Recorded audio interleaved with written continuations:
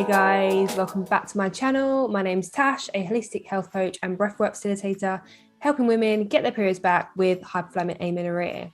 Today, I want to talk more about hypothalamic amenorrhea and what actually it is. So you probably heard the term, especially if you're on this channel, you probably heard the term or you're definitely missing your period, I'd assume. But what actually is HA? So basically, HA is hypothalamic amenorrhea, and this is where the hypothalamus in the brain stops communicating with the ovaries in a bid to conserve energy. Now, what the hypothalamus does is it's basically a control center that receives signals, information from our body, and then from that, it responds accordingly. It can also be known as functioning hypothalamic amenorrhea, FHA for short. Basically, it takes a lot of energy for our body to ovulate, have a period, get pregnant. Therefore, when the body receives danger, it starts to shut down things like the reproductive system, regulating our body temperature in a bid to conserve that energy. This makes total sense if you think about it, because if you imagine you're really stressed out and your body feels like it's in famine, doesn't know really when it's going to get some food next, it shuts off your reproductive system, which makes complete sense because really you're not in the safe space to bring a child into the world, which is what having your menstrual cycle, what that whole thing's about. So it does make sense. And HA is actually responsible for 35% of secondary amenorrhea. Secondary amenorrhea being when you've had a period before and then your period stops. Primary amenorrhea is when you've never had a period. So do you have HA? First of all, you want to tick off any of the other possibilities why your period's missing. So pregnancy, that's kind of an obvious one.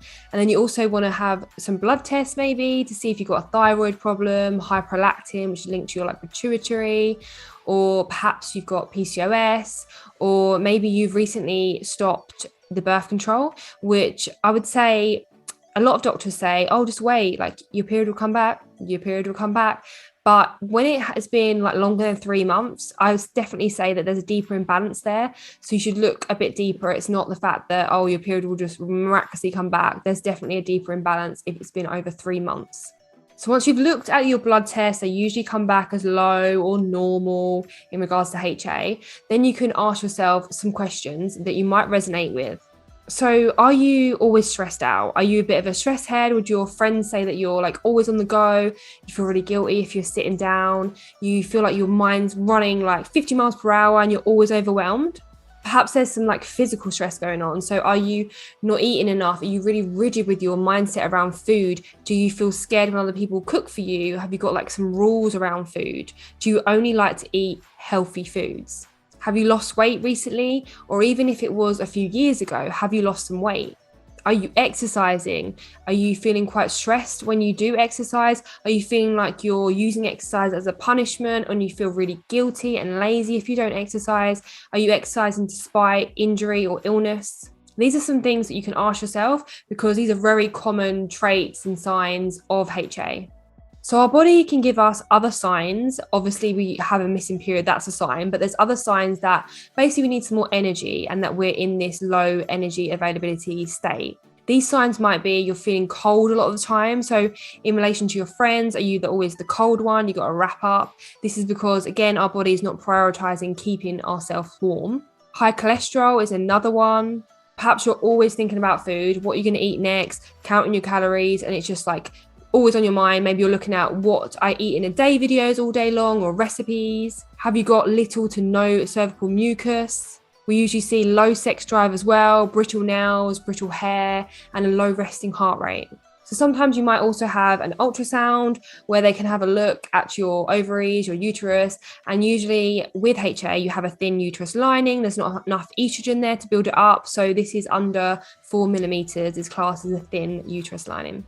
Now, you don't have to be an athlete or you don't have to be working out all the time and you don't have to be underweight either. You can be normal weight, normal BMI, going to the gym now and then, or even not going to the gym at all, and you can still have HA. Another thing to remember is a fertile BMI is considered 22. Other questions you might want to ask yourself and dig a little deeper is, do you intermittent fast? Because women are quite sensitive to fasting. So that is another thing that could be contributing to your missing periods. Also, are you squeezing yourself into a body, into a frame that your body doesn't feel safe in? With myself, I kind of had to figure out if I had HA all by myself. The doctors were not very helpful, unfortunately. I had all the tests, which were amazing to have the tests, but they all came back as like normal, or at the beginning they were low estrogen and they all came back as normal ultrasound, normal pituitary scan, because I did have hyperlactin at one stage, all come back as normal. And they just said to go on the pill, or like wait and see if your period comes back, or just go back on the pill. So they weren't very helpful. So I had to ask myself these questions after coming across HA and really sit with myself and think, okay, I am normal weight, I am normal BMI, but I do work out a little bit. I am a stress head, and I do watch what I'm eating and very controlling of what I'm eating. And I was a slightly bigger size before I lost weight a few years ago. So you have to ask yourself these questions. And if you resonate, then you're most likely experiencing HA. If you've got any questions about HA, then drop them below or follow me over on Instagram at whole.heartily.tash. I'd love to connect with you and I'd love to help you out. And I will see you on the next video.